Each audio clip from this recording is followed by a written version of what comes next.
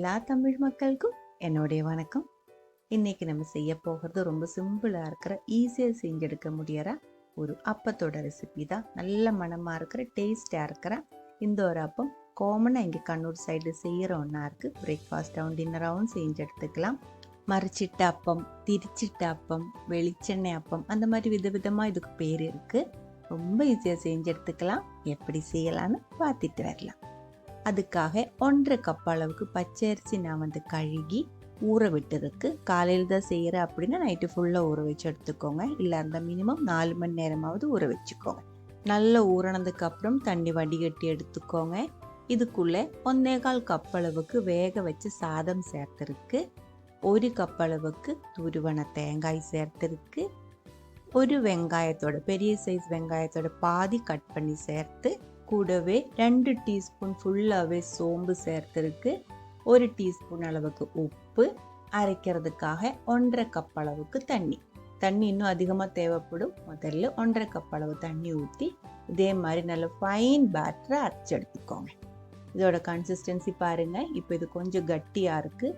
நீர் தோசையிலிருந்து கொஞ்சம் திக்னஸ் அதிகமாக தான் இந்த பேட்டர் நமக்கு தேவைப்படுது. மறுபடியும் 1 கப் அளவு தண்ணி நான் மிக்ஸி ஜாருக்குள்ள ஊற்றி கலக்கி ஊற்றி இருக்கு. ஒரு டைம் செக் பண்ணி பார்த்துக்கலாம். இப்போ இந்த பேட்டரோட கன்சிஸ்டன்சி பாருங்கள், ஆல்மோஸ்ட் கரெக்டாக இருக்குது. இருந்தாலும் கொஞ்சம் திக்காக தோணுது. அதனால மறுபடியும் நான் ஒரு 1/4 கப் அளவு தண்ணி கூடி ஊற்றி இருக்கு. ரொம்ப தண்ணி மாதிரி ஆகி போகக்கூடாது, ரொம்ப கட்டியாகவும் இருக்கக்கூடாது. இதுதான் இதோட பர்ஃபெக்டாக இருக்கிற கன்சிஸ்டன்சி. இந்த மாதிரி தான் இருக்கணும். பேட்டர் ரெடியாக இருக்குது.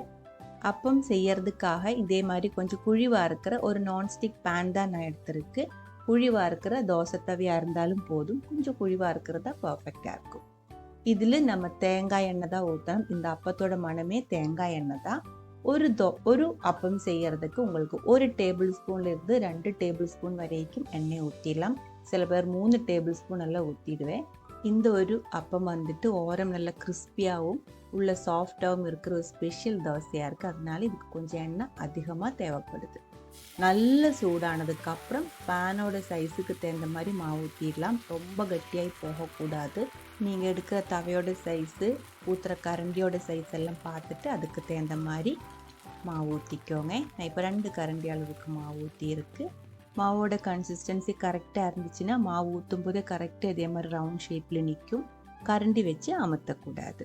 தீ கம்மி பண்ணி வைக்கக்கூடாது. ஹை ஃப்ளேம்லேயே 1 நிமிஷம் மூடி வச்சு வேக விட்டுக்கோங்க.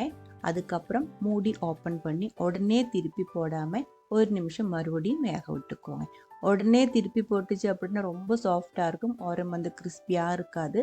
திருப்பி போடும்போது கட்டாகி போயிடும். சின்ன சின்ன பீஸாக இது கிழிஞ்சு போயிடும். அதனால ரவுண்ட் ஷேப்பில் அப்படியே நமக்கு கிடைக்கிறதுக்கு கொஞ்சம் கிறிஸ்பி ஆகிற வரைக்கும் வெயிட் பண்ணிக்கோங்க. அதுக்கப்புறம் திருப்பி போட்டுடலாம்.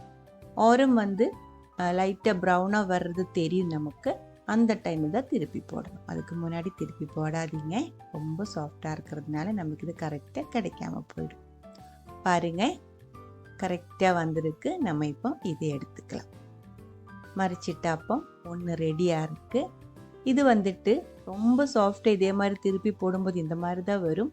இதுதான் தப்பு நடக்கிறதுக்கு நிறைய வாய்ப்பு இருக்குது. கரெக்டாக வராமல் போயிடும். தீ கம்மி பண்ணி வச்சாலும் நல்லா கிறிஸ்பி ஆகிறதுக்கு முன்னாடி திருப்பி போட்டாலும் அப்பம் இந்த மாதிரி தான் கிடைக்கும். அதை மட்டும் பார்த்துக்கோங்க. இன்னொரு அப்பம் கூடி செஞ்சு எடுத்துக்கலாம். நல்ல சூடாக இருக்கிற தவைக்குள்ளே 2 டேபிள் ஸ்பூன் அளவுக்கு தேங்காய் எண்ணெய் ஊற்றி இருக்கு. 2 கரண்டி மாவு ஊற்றி லைட்டாக ஸ்ப்ரெட் ஆனதுக்கப்புறம் 1 நிமிஷம் ஹை ஃப்ளேமில் மூடி வச்சுக்கோங்க. ஓரம் லைட் ப்ரௌன் கலராக வர ஆரம்பிக்கும் போது மெதுவாக திருப்பி போட்டுக்கோங்க. அதுக்கப்புறம் 2 சைடும் ப்ரௌன் ஆனதுக்கப்புறம் நம்ம இது எடுத்துக்கலாம்.